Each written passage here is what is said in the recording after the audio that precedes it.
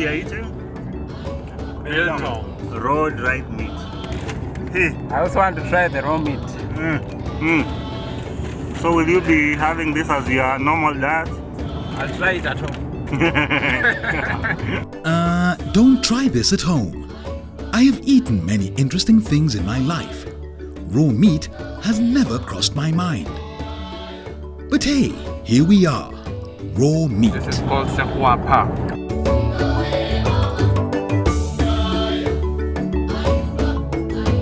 Okay, I will bring you the lowdown on the raw meat story later.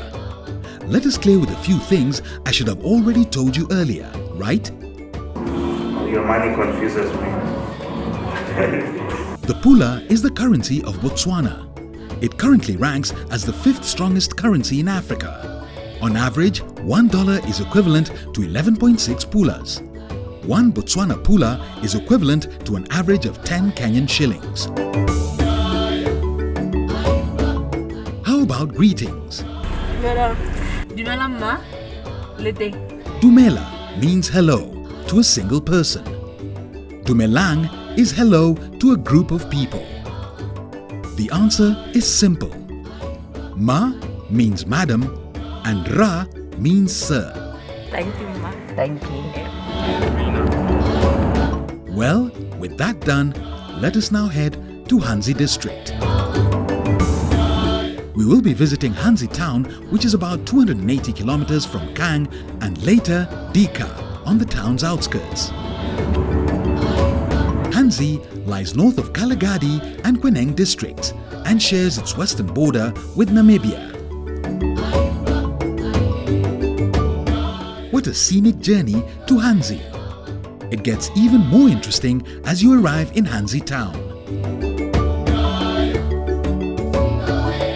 Ghanzi is the cattle capital.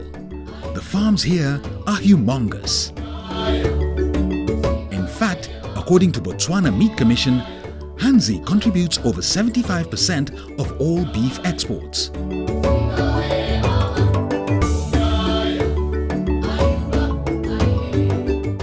Okay, maybe this is a good time to revisit that raw meat story, right?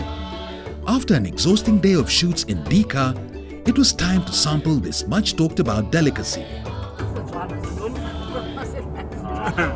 Biltong. Raw dried meat.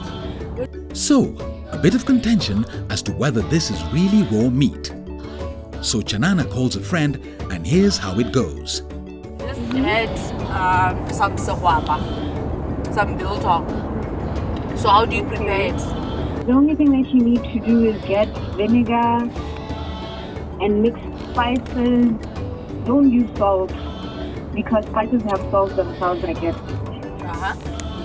And then you dip the meat. It's either you slice it or you just put whatever way you want it to be. Whether you wanted it to be a bigger piece or strips.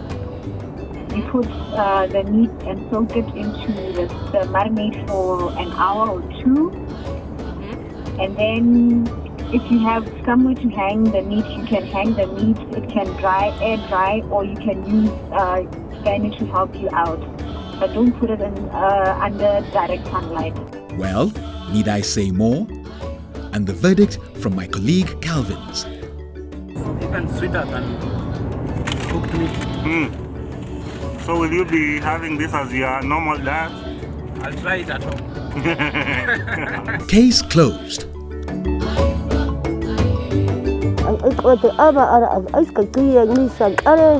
Lovely language, right? The Bushman or Sand language. Lovely clicking sounds that send you back to the film The Gods Must Be Crazy.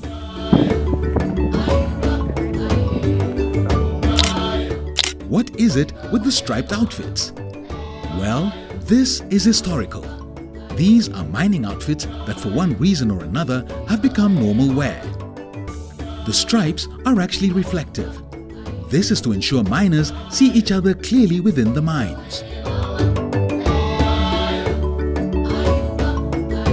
Okay, here's the thing. It's day 2 in Ghanzi and our assignment in Botswana is coming to a close. It is freezing here.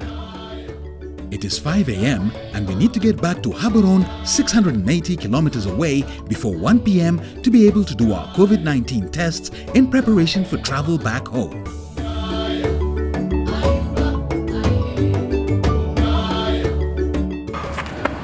After a long drive. Yeah, man. We are on time, man.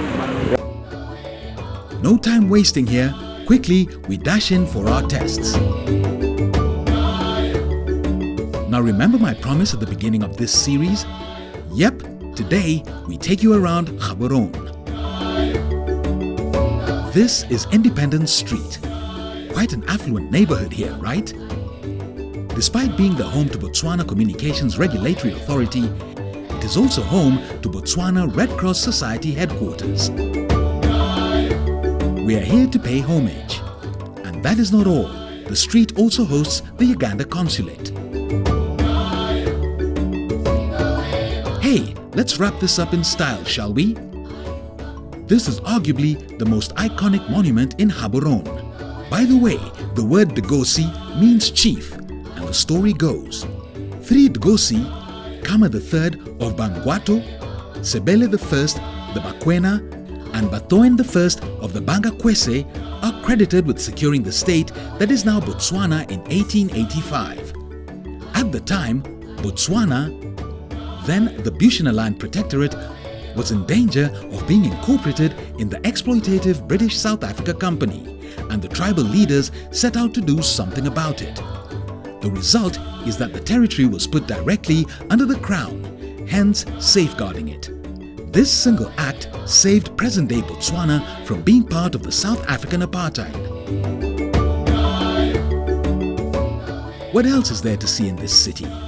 Parliament buildings, various key government offices, the main bus stop.